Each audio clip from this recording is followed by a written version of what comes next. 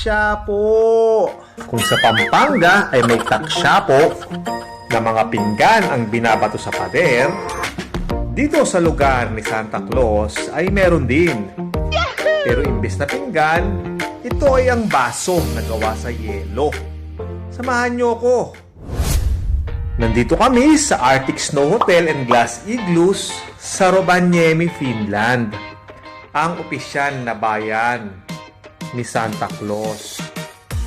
Nag-overnight kami sa Glass Igloo. Nagkakahalaga ng 602 euros or 43,000 pesos isang gabi.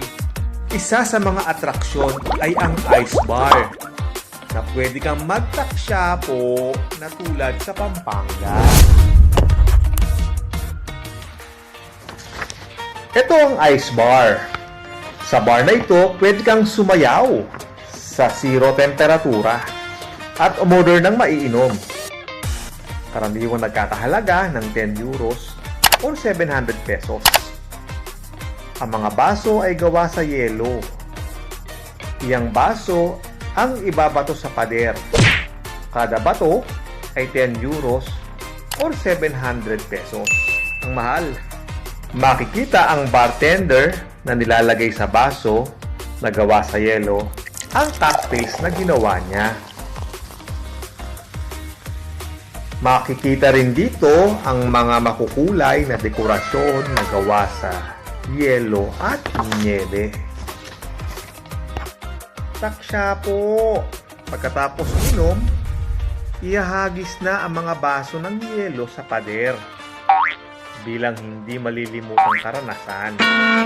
Dahil ang mga baso ay gawa sa yelo, ang paghampas ng mga ito sa nagyayelo mga pader ay paraan na hindi na rin ito itatapon sa basurahan. Masarap ang pakiramdam, lalo na pag naisip mo ang mga bashers sa social media.